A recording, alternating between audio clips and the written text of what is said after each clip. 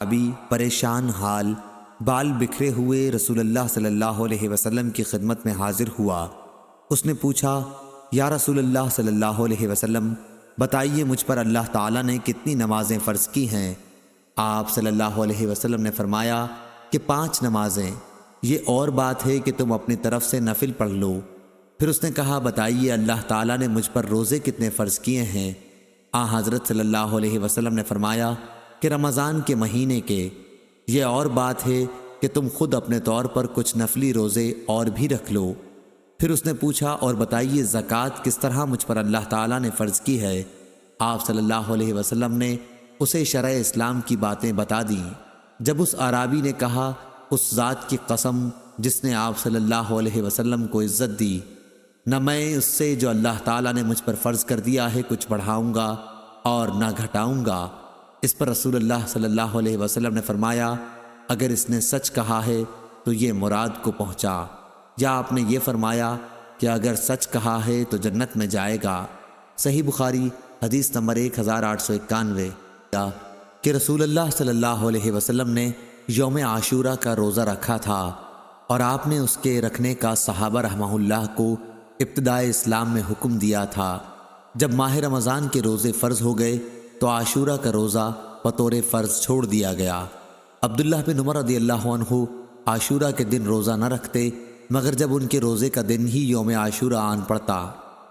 صحیح بخاری حدیث نمبر 1892۔ ام المومنین عائشہ رضی اللہ عنہا نے فرمایا، قریش زمانہ جاہلیت میں عاشورہ کا روزہ رکھتے تھے، پھر رسول اللہ صلی اللہ علیہ وسلم نے بھی اس دن روزے کا حکم دیا۔ پھر رسول اللہ صلی اللہ علیہ وسلم نے فرمایا کہ جس کا جی چاہے یوم عاشورہ کا روزہ رکھے اور جس کا جی چاہے نہ رکھے۔ صحیح بخاری حدیث نمبر 1893۔ رسول اللہ صلی اللہ علیہ وسلم نے فرمایا، روزہ دوزخ سے بچنے کے لیے ایک ڈھال ہے، اس لیے روزہ دار نہ فحش باتیں کرے اور نہ جہالت کی باتیں، اور اگر کوئی شخص اس سے لڑے یا اسے گالی دے تو اس کا جواب صرف یہ ہونا چاہیے کہ میں روزہ دار ہوں۔ یہ الفاظ 2 مرتبہ کہہ دے، اس ذات کی قسم جس کے ہاتھ میں میری جان ہے، روزہ دار کے منہ کی بو اللہ کے نزدیک مشک کی خوشبو سے بھی زیادہ پسندیدہ اور پاکیزہ ہے۔ اللہ تعالیٰ فرماتا ہے، بندہ اپنا کھانا پینا اور اپنی شہوات میرے لیے چھوڑتا ہے، روزہ میرے لیے ہے اور میں ہی اس کا بدلہ دوں گا، اور دوسری نیکیوں کا ثواب بھی اصل نیکی کے 10 گنا ہوتا ہے۔ صحیح بخاری حدیث نمبر 1894۔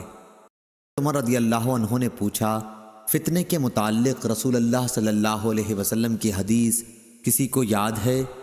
حذیفہ رضی اللہ عنہ نے بیان کیا کہ میں نے سنا ہے، آپ صلی اللہ علیہ وسلم نے فرمایا تھا کہ انسان کے لیے اس کے بال بچے، اس کا مال اور اس کے پڑوسی فتنہ، آزمائش و امتحان ہے، جس کا کفارہ نماز، روزہ اور صدقہ بن جاتا ہے۔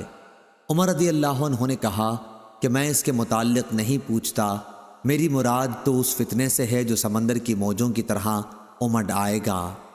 اس پر حذیفہ رضی اللہ عنہ نے کہا کہ آپ کے اور اس فتنے کے درمیان ایک بند دروازہ ہے، یعنی آپ کے دور میں وہ فتنہ شروع نہیں ہوگا۔ عمر رضی اللہ عنہ نے پوچھا، وہ دروازہ کھل جائے گا یا توڑ دیا جائے گا؟ حذیفہ رضی اللہ عنہ نے بتایا کہ توڑ دیا جائے گا۔ عمر رضی اللہ عنہ نے فرمایا کہ پھر تو قیامت تک کبھی بند نہ ہو پائے گا۔ ہم نے مسروق سے کہا، آپ حذیفہ رضی اللہ عنہ سے پوچھئے کہ کیا عمر رضی اللہ عنہ کو معلوم تھا کہ وہ دروازہ کون ہے؟ چنانچہ مسروق نے پوچھا تو آپ نے فرمایا، ہاں، بالکل اس طرح انہیں علم تھا جیسے رات کے بعد دن کے آنے کا علم ہوتا ہے۔ صحیح بخاری حدیث نمبر 1895۔ رسول کریم صلی اللہ علیہ وسلم نے فرمایا، جنت کا ایک دروازہ ہے جسے ریان کہتے ہیں، قیامت کے دن اس دروازے سے صرف روزے دار ہی جنت میں داخل ہوں گے، ان کے سوا اور کوئی اس میں سے نہیں داخل ہوگا۔ پکارا جائے گا کہ روزے دار کہاں ہیں؟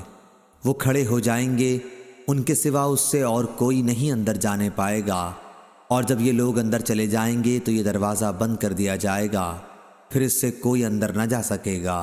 صحیح بخاری حدیث نمبر 1896۔